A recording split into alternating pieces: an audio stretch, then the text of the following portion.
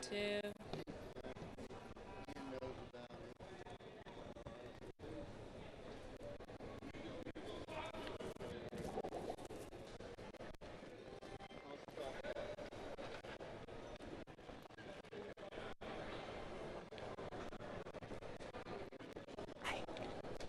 It might be because it's far from the camera. I'm not sure. What do you say, John? How you doing? Oh, wait. Good.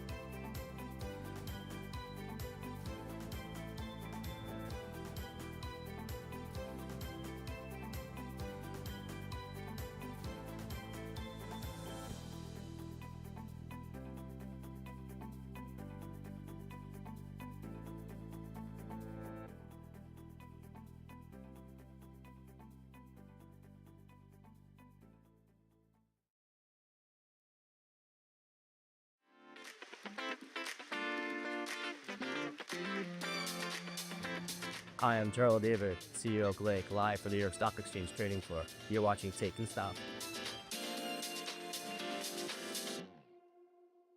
To travel with something this old and this rare and this irreplaceable is both exciting and nerve-wracking. Nerve-wracking because if something should happen to it, you cannot get another one, which is the greatest fear of, I think, any archivist. But exciting. You don't get to bring a document like this home that often.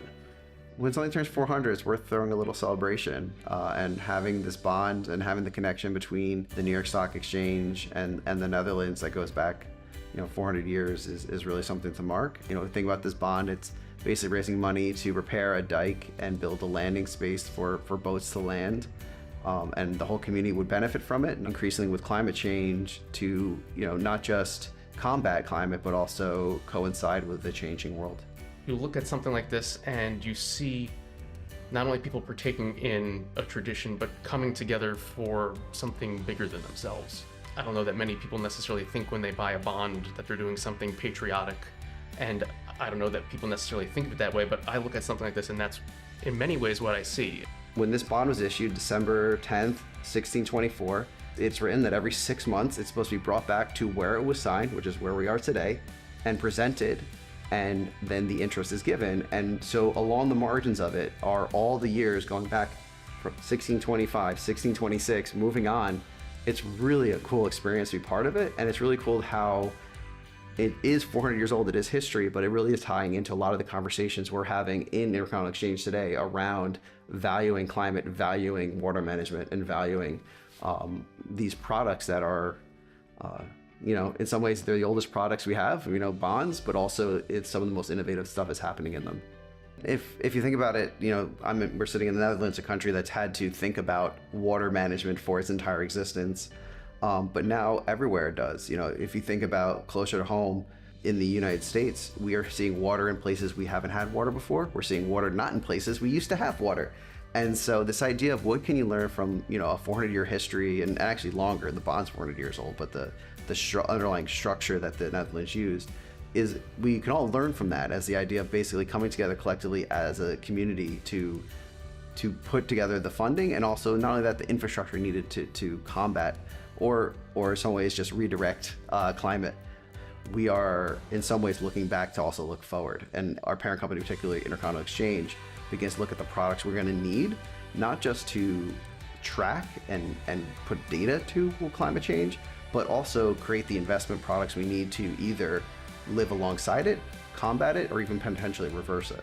This one is really a living document. It's not just capturing the purchase of debt from a company or a government. It's capturing that moment and then every year thereafter. So you have the text of the bond itself, of the agreement for how much is being lent, but then all around the edges, every single year that an interest payment was made, you have someone else's hand being affixed to this document. Someone coming year after year after year for, at this point, centuries to engage in the same fairly simple act, but a meaningful act year after year. And so it's amazing that it's a living document. It's still serving the exact same function it served the day it was written. And that's, in many ways the beauty of what we're here for, is to still partake in that same act that someone partook in 400 years ago. The core of what that bond does, or what the markets do, hasn't changed, which is raise the capital needed to do something big and then help everyone hopefully benefit from that, either from what it builds or from investing in it. So what changes around it is obviously the technology, is the data, is the ability to connect things. We have bonds in the New York Stock Exchange that were sold in the Netherlands that were US bonds from the 1700s, but now instantaneously there's a global ability to invest in products and trade with each other and share information and share data. That's the beauty of this document, is that you look at it and you see the physical evidence, line after line, of that promise kept by both sides for 400 years. and hopefully 400 more. It's an important document. It should get its due and get to see the world and get to come home once in a while.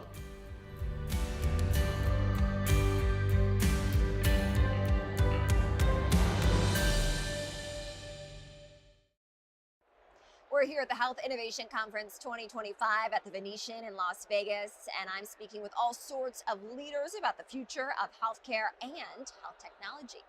Well, joining me now is one of those leaders. He's the co-founder and CEO of NYSE-listed Hinge Health. Daniel Perez joins me now. Dan, welcome. Thanks for having me. What do you see as the future of healthcare? Well, I think the biggest need that we have in healthcare right now is actually automation. Healthcare remains very expensive, outcomes remain inconsistent, patient experiences also remain inconsistent, and because healthcare is such a services industry, despite all the technology we see in healthcare, I think the biggest opportunity this year and frankly the next 10 and 20 years is how do we use technology to automate more aspects of healthcare delivery so we can bring costs down and improve outcomes. Hinge Health with a major milestone this year, going public on the New York Stock Exchange. How is life treating your company as a publicly traded one?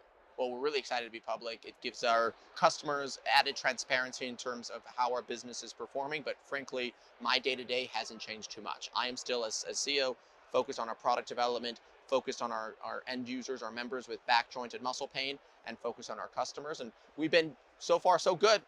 We delivered really good Q2 earnings, really demonstrating the momentum behind automating healthcare delivery itself. And so for Hinge, it's just business as usual.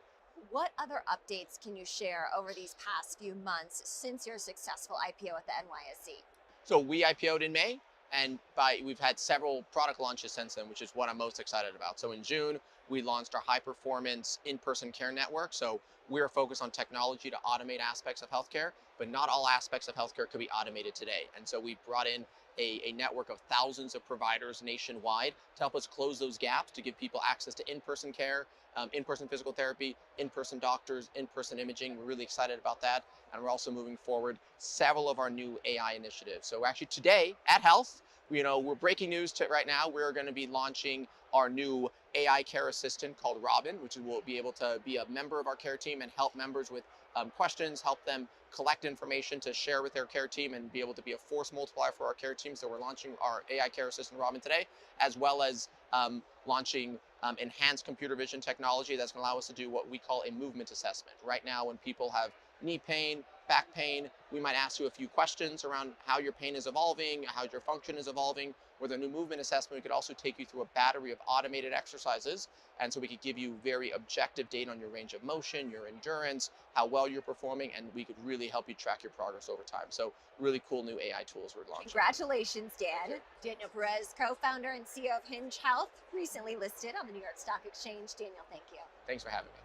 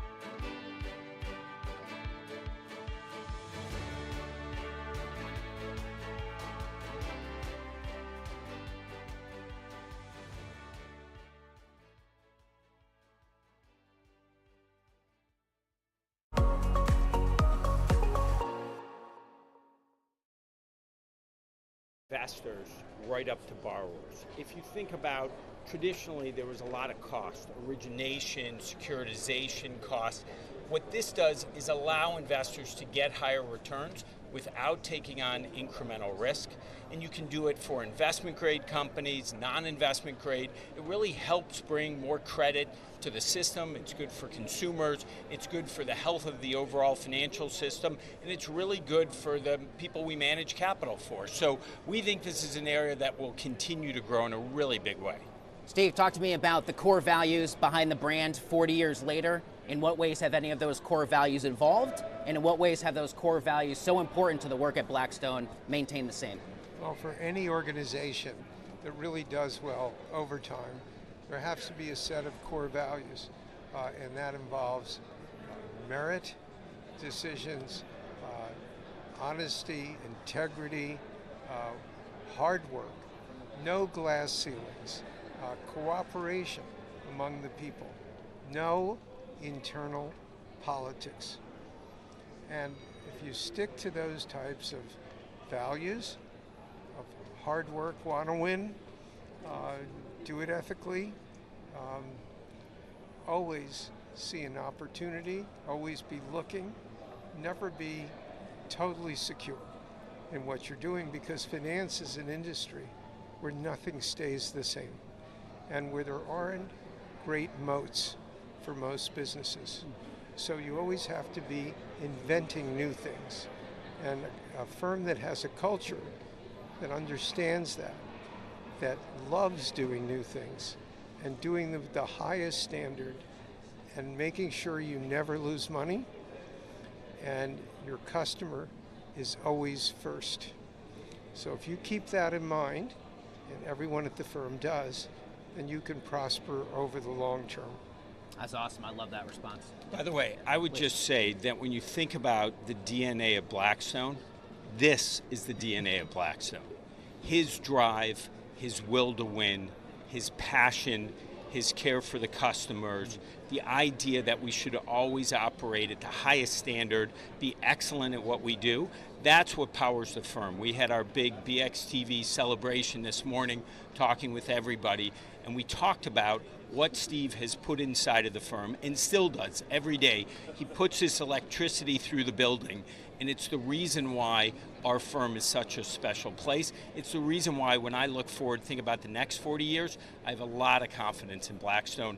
This is the man who deserves the credit. I'm almost out of time with you, gentlemen, but John, before I let you go, I would not be doing my job in 2025 without asking you something about how you're approaching the general artificial intelligence conversation. What does AI look like within Blackstone, and your expectations as that tech continues to evolve? Well, I would say on AI, it's fundamentally transformative. This is not some passing fad.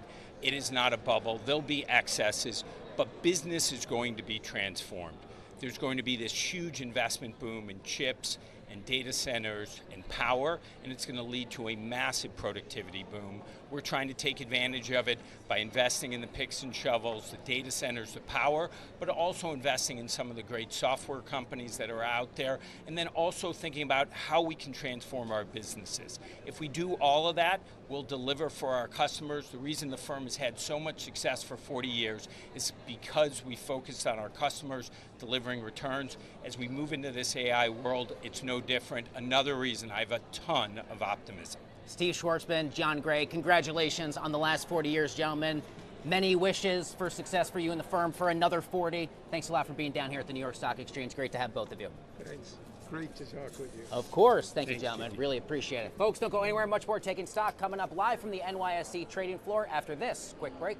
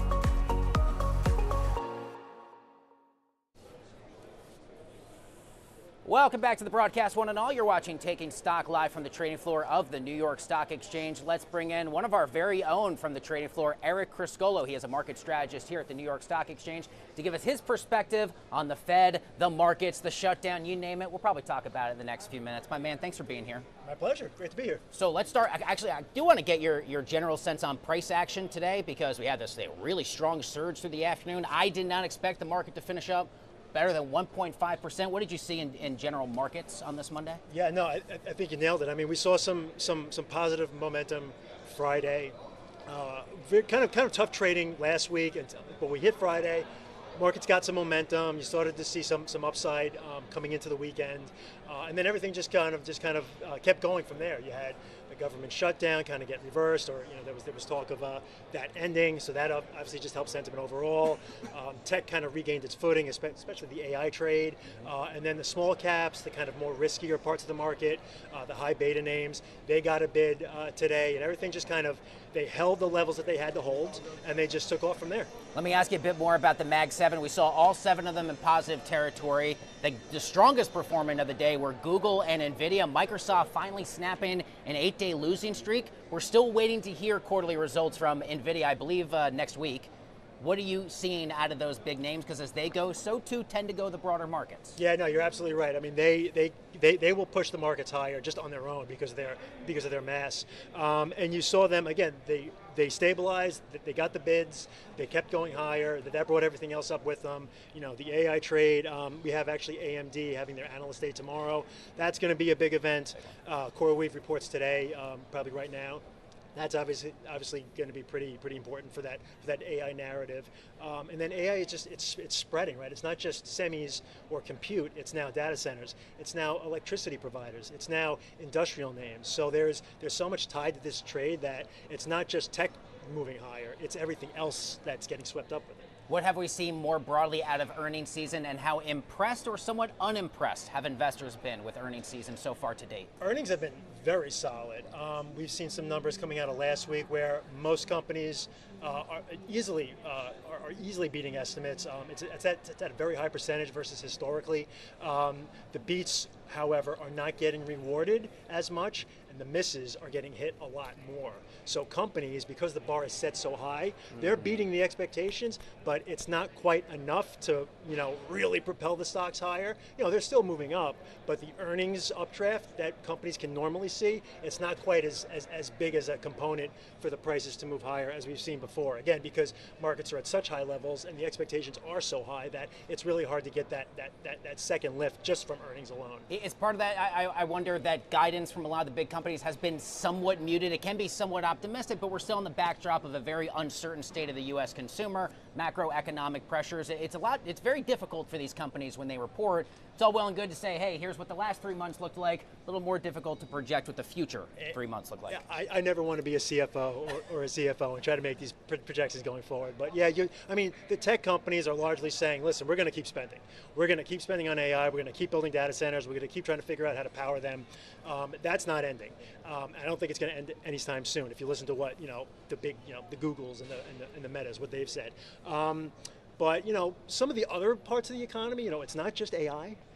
The consumer names, the ones that are really focused on the consumer, they're a lot more cautious, and rightly so. A lot of them are talking about that kind of K-shaped economy where the high earners are spending, and they're spending well, and everything's fine, but those that the lower income brackets, they are under pressure. And it's not just they're under pressure now, they've been under pressure for years, and it's just cumulative. And it's getting more and more hard to be somebody in that income range. And it's really starting to hit some of these people as they go out and buy less or they trade down. You're starting to see that more and more in some of those consumer names. Yeah, absolutely, especially as we're still in a relatively high interest rate environment. I know rates are somewhat coming down, but you still really have that kind of bifurcated consumer. Before I let you go, between now and the end of the year, we will get one more FOMC decision. Lots of Fed speak. They're making the rounds this week. What do you think the Fed takes into consideration, given it has not had the usual tranche of economic data it heavily relies on to make those interest rate decisions? Yeah, we had a few Fed speakers today, and what you can really see is the divided nature of the Fed that Chairman Powell spoke about the last time he spoke. It's not a layup as far as them cutting rates again. Market's pricing in, kind of like 60, 65% for December for a rate cut. That's obviously what the market's thinking, but that's still not 100%, right? There is still considerable doubt as to whether they cut in December. It's going to be interesting. The shutdown looks like it's going to reopen, but there's going to be a delay before that data starts to trickle out again. So, I don't know how much federal data the FOMC is going to see before they have to decide again. You just got to have to keep listening to what the Feds say, what the speakers say, monitor whatever data we can, and again, that's their decision. It's not mine. But you see what the market's pricing. I tend to go with the market, but it's been wrong before. But we'll see. We'll have you back around Fed Day, and we'll see how things play out. Eric Crisco is a market strategist here at the New York Stock Exchange, one of our favorite go-to voices here on Wall Street. Thanks for being here. Pleasure. Thank you. Folks, don't go anywhere. Much more Taking Stock coming up from the New York Stock Exchange right after this quick break.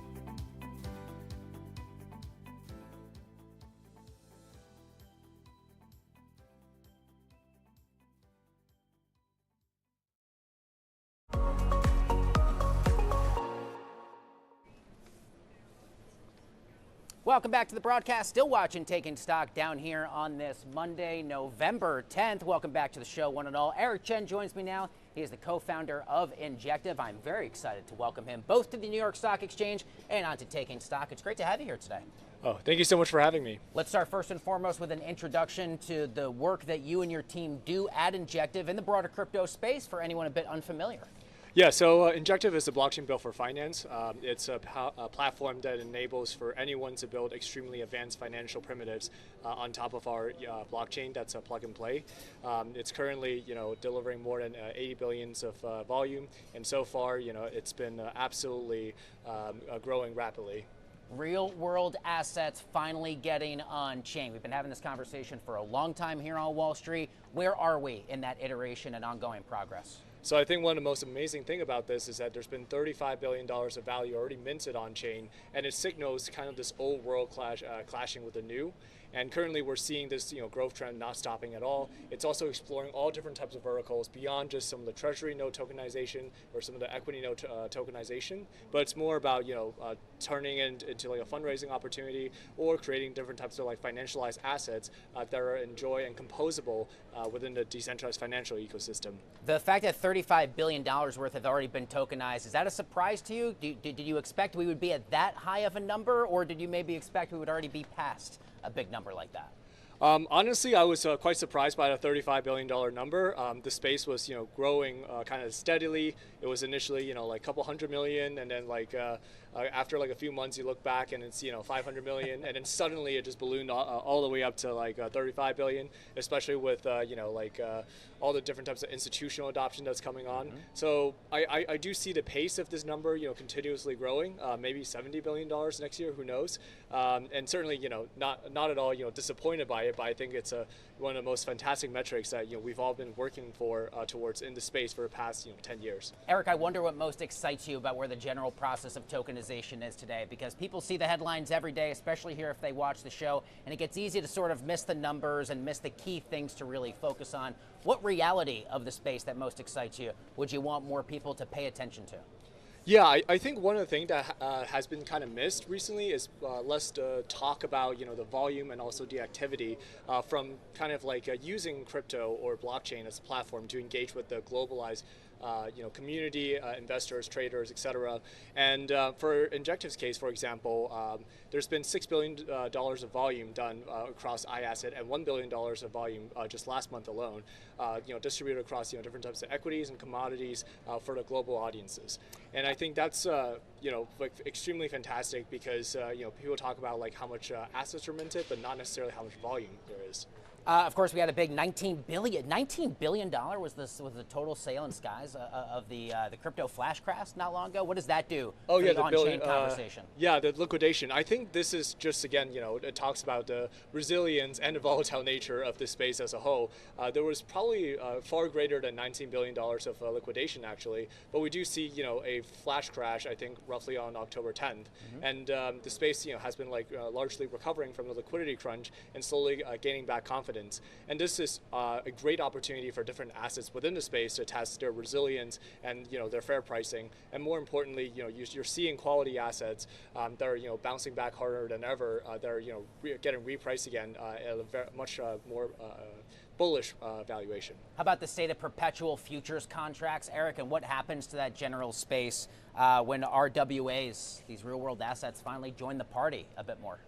Yeah, I think what's absolutely fantastic is that in the perp industry within crypto, the 1010 flash crash was definitely like a signal of like some of the weaknesses and strength across different types of platforms. So you see like Binance, having different types of like API issues, but they still demonstrated strength and like compensated their users afterwards. At the same time, there's platforms like Hyperliquid and Helix that has run continuously without any type of issue and not having a downtime. And this is again going back to the phenomenon of the old world clashing with the new, is that a lot of these on-chain decentralized primitives are actually showing stronger resilience in their system and in their kind of financial mechanisms than a lot of the existing legacy structures. I got less than a minute, about 40 seconds or so with you left. Give me your sense on what 2026 looks like for you and the team at Injective.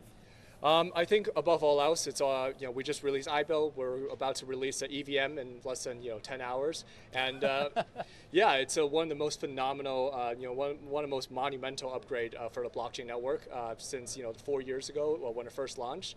And for 2026 is about expanding aggressively and engaging with the millions and millions of developers that we just unlocked with these features. Eric Chen is the co-founder at Injective. You got a busy next 10 hours, and you still made time to come on the show? Of course, anytime. It's great to have you. We'll do it again soon. Thanks a lot for taking the time to join us. It's great to have you. Jeremy will grab your microphone. I think we got about 45 seconds or so left on the show. I'll give you a quick preview of what to expect here in the corridors of Wall Street tomorrow, which is, of course, Veterans Day. That means the bond market will be closed in observance. A very special, deep note of gratitude to all of our veterans, past and present. We'll hear from Fed Governor Michael Barr. He is set to speak down in Washington in the 10 o'clock hour tomorrow. We'll also hear earnings after the bell from the team at Oklo. We're talking a lot about these nuclear plays. Oklo certainly top of mind for a lot of investors. We will hear what their quarterly results were this time tomorrow. 9 a.m. NYSE and FinTech TV, both down here at the New York Stock Exchange. They will count you down to the open. That's going to do it for an incredible edition here of Taking Stock, featuring the team from BlackRock and much more. Have a great night, and we will see you tomorrow.